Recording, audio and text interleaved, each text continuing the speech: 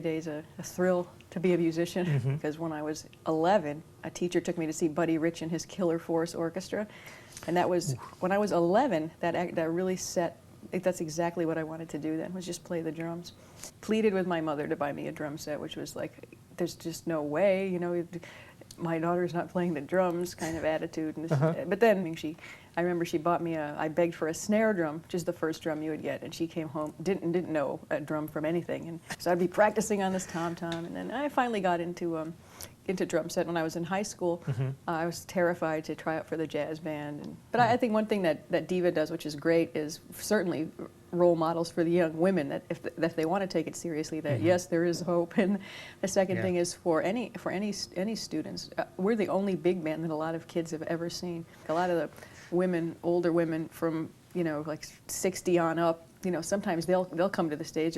I played trumpet in 5th grade, and this is so great, and we're so happy to see women, you know, and like the, you know, older women get really like turned on too, and they're happy to see women doing something that they didn't necessarily see in their generation. No, I just wanted to move to New York. I didn't have any thoughts, like, I never even thought about going to graduate school.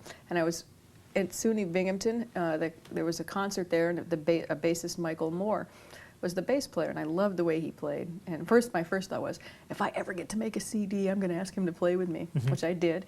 I came out then doing jazz composition, and arranging is a lot. To me, it's a never ending, you know, study. It's so, to me, it's so it's complicated. It's very sophisticated, and there's so many high standards and people to idolize as writers. The only reason you're on the stage is because there's an audience there. They paid money to see you. You owe them something, you know, and you know, the audience would owe us respect to present them something that they like, but you have to know where you're going, you know, and gauge your program towards that. I don't have to think, oh, you know, the women thing again, because it never occurs to me. Like, it never occurred to me before to hire a woman.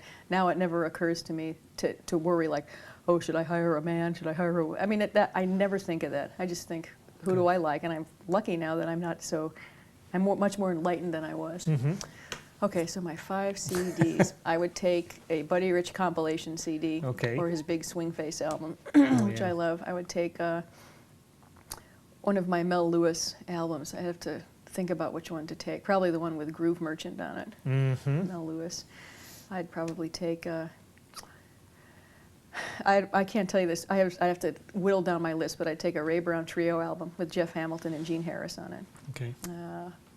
Probably an Oscar Peterson Trio album, and maybe probably a Frank Sinatra record.